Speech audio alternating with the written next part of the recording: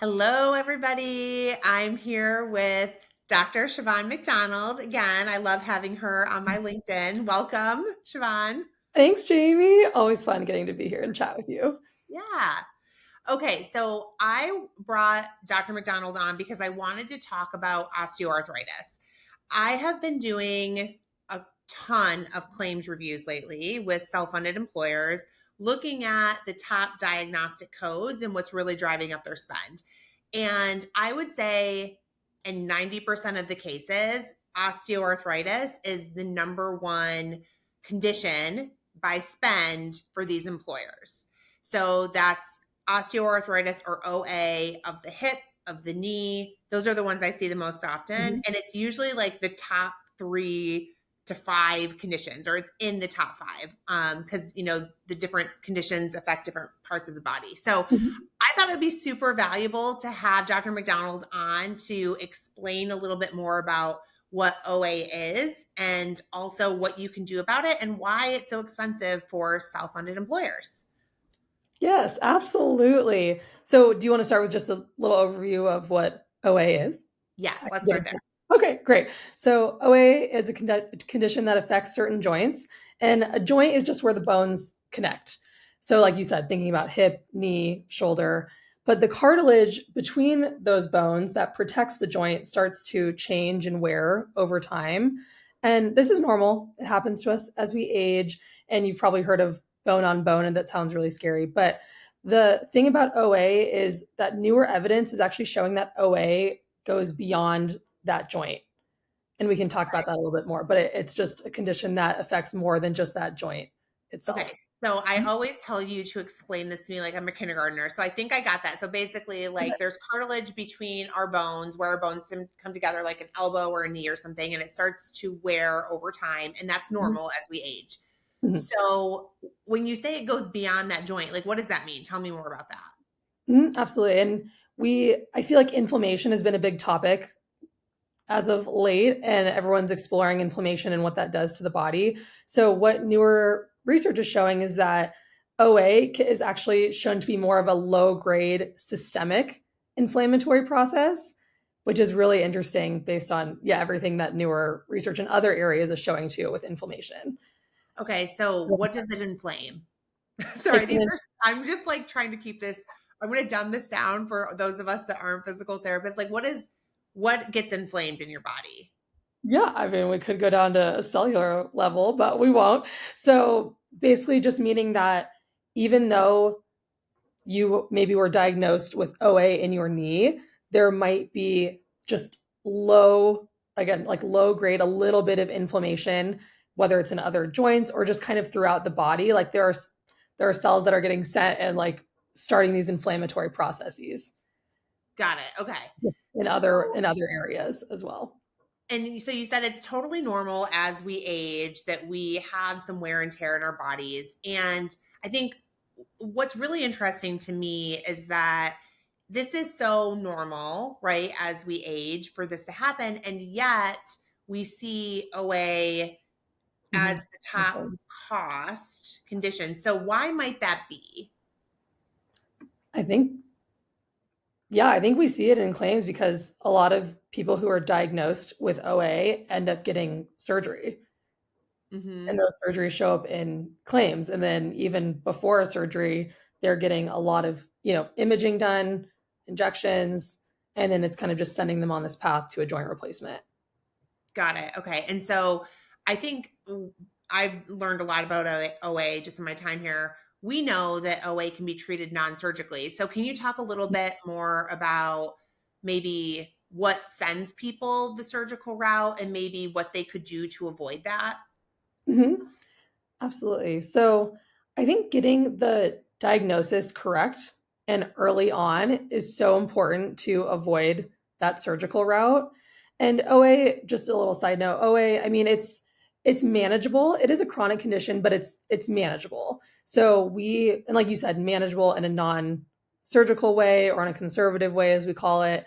So we really want to work on the joint itself, so strengthening the structures around the joint, but then also trying to decrease or avoid these inflammatory processes in other parts of the body. So, like with sleep, diet, nutrition, all of these factors, exercise, of course, all of these factors that play into that. So, going back to the diagnosis and getting that correct early on, do we have time for a little example? Yeah, of Okay. course. Okay. So, I won't give a specific patient example, but these are based off real patients. So let's say we have a patient in their 60s who has knee pain and they go straight to their primary care, which is great. They're being proactive. And then that primary care orders an x-ray, which also that's in their toolbox. It's quick, it's easy, it's very understandable at this point. So as we mentioned, osteoarthritis or OA will incidentally show up on that x-ray just for, like we said, anyone probably in their 30s and up. But maybe if that patient were to see an MSK specialist and have an evaluation done, their diagnosis might actually be patellofemoral pain syndrome or a meniscus sprain or patellar tendinopathy. But that's not showing up on that x ray. So you may go down this OA pathway just based on their age and this x ray. We Okay. need to look at more of the full picture, if that makes sense. Well, what's really interesting about what you just said to me is that we talk a lot about what shows up on an image, right? Mhm. And how what shows up on an image often gets associated with the root cause of pain. And that's not always the case. But what you just said is a different way of thinking about it, which is what doesn't show up on the image. Mhm. So, like, how do you make a diagnosis when you can't see it on an Mhm. image? Yeah. Yeah, I know. It's such a hard concept to think about, and the way physical therapists do it, and I know everyone has their viewpoint, but we have diagnostic tests so that we are trying to rule out, for example, a full thickness meniscus tear or an ACL tear, or more commonly like an ACL tear is something we'd want to probably have looked at by, an ortho more quickly, especially just given the context and the age and all that. But we are one, ruling out serious conditions. And then two, we want to be specific with the correct diagnosis. So the way to do that is by a lot of the times looking at their range of motion, their strength, even just getting a good history. What's difficult with this condition? Is it just painful at rest, like when you're sitting, or is it painful when you're squatting or doing stairs or sleeping at night? All of these questions that may not seem relevant are actually really important on our end to getting the full picture and actually moving forward with the correct diagnosis. Okay, so I'm a total nerd and I listen to all these podcasts. So some of the podcasts that I listen to are physical therapists. And one of the ladies, I'm not going to say her podcast name just because I don't know, maybe she's controversial.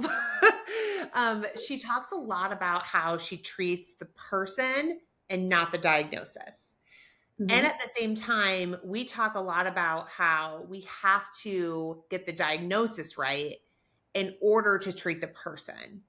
I don't really know where I'm going with this other than like is can you do both? Like can you treat the diagnosis? Like is the diagnosis important or is it just like the symptoms and the way that this specific person is experiencing those symptoms in their clinical history?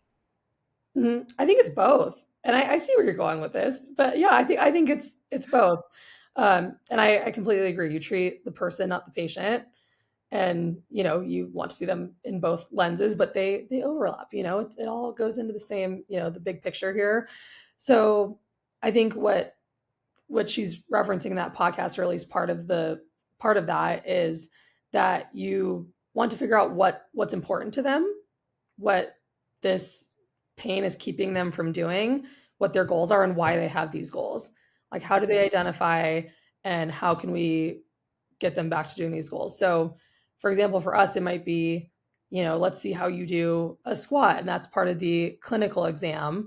But the relevance of that is, can you get on the floor with your grandkids, or like, can you go to the gym and do squats because going to the gym is important to you and feeling healthy? Yep. So it's just discovering the why behind a Yeah. lot of these. Yeah, I think it's almost like maybe we focus so much on the diagnosis too because there's so much misdiagnosis in MSK. Mhm. And Mhm. it's like, yeah, you have to get the diagnosis right in order to get the treatment right. But then you have to personalize it by each person because Mhm. every person is different and their goals are different. And what's meaningful to me might not be meaningful to the next person.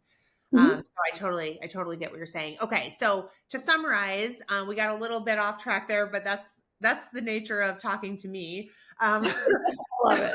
to summarize, osteoarthritis is usually one of the top conditions that self-funded employers face. It is so expensive for plans because Mhm. it's affects almost all of us. If you go get an image, you're probably, as you age, the likelihood increases that osteoarthritis is going to show up in an image. And oftentimes it gets associated to the root cause of pain when it may not be. Mhm. And finally, there are ways to treat and manage osteoarthritis that don't involve surgical intervention, and those aren't always explored first. And usually, more aggressive treatment pathways are explored before conservative approaches. And so, we would be an advocate for direct access to a musculoskeletal expert, a non surgical expert, as quickly as possible because you want to get ahead of that as soon as possible. Um, Education on what is going on in the body and what OA is and why you have other options for treating it besides surgery. And then if there's serious things going on, obviously getting that person to the correct provider who can help them further beyond what we could. Did I summarize that correctly? You said that so beautifully. I think I just need to just clip that and just play it in my patient visits. So this is what it is. This is how we're going to treat it. No, you said it so beautifully. I love how you summarize everything and all these complex topics that we cover. And I really appreciate that you included education in there. It's so important to just take a pause. We've gone through all these tests and whatnot. Just take a pause, explain what the diagnosis is, what the prognosis is. Is this treatable? Like, how long is it going to take? Do we need any referrals? And then go into treatment from there. So, Yes. again, you said it wonderfully. Yeah, I Thank think you. the prognosis, not to get, again, just last little thought, but like Mhm. prognosis is a word I didn't even know before I started at Aware. But the meaning of prognosis is really like the subtle difference between how we do it compared to how the medical system does it, I think is so impactful because when you're telling somebody what's going on in their body and you're able to like really explain it, pull up a model, click on the muscle, show them what's going on, Mhm. and then build confidence with that patient to say, we expect you to get better in this amount of time if you do these exercises. Like that Mhm. confidence can be the difference between somebody going and doing their exercises and feeling empowered or them, you know, being told like, oh, your body doesn't heal like it used to because you're in your 50s now, and feeling really bad about themselves and starting to get really stressed and anxious and then maybe pursue a more aggressive path than what they need to. It doesn't take long for their mind to go Mhm. there. So I think It that doesn't. little, like the way the prognosis piece is so important, and the way that we do it is, I think, much more positive and meaningful to people to go live their life and So get their time. true, so true. Yep, that word holds a lot of weight for us here at Aware, even versus working in the clinic. When I first started, that was something that Dr. Oja went over with me when I was training, is that piece is so important. So we even hold more weight to that here versus, maybe even in a traditional clinic. So Yeah, good yeah. to know. I Mhm. love it. I mean, obviously I work here, but like as a patient, somebody Mhm. who has seen you and who has, I've seen all of our Oh, physical therapists at this point. I'm like, I probably use it too much, but it really is. It's like a totally different experience than, the traditional system where I feel like they just, anytime I've ever gone to a doctor, I've been recommended to take a pill and nobody spends that much time with me to like really understand Mhm. why what I'm going through is impacting my life and like also my views on my health and how I would prefer to be treated. So I really do appreciate that component of it. But Mhm. okay, we're almost at the 15-minute mark. Thank you so much, Dr. McDonald. You are lovely to talk to as always, and always just a wealth of information. So I hope if you are a self-funded employer or you are a broker consultant who works with self-funded employers, you feel a bit more knowledgeable about OA and you know that you have options. So give me a call if your groups are struggling with OA or any other sort of wear and tear MSK issues, and we would be happy to help you. Thanks, everybody. Thanks. Bye. Bye.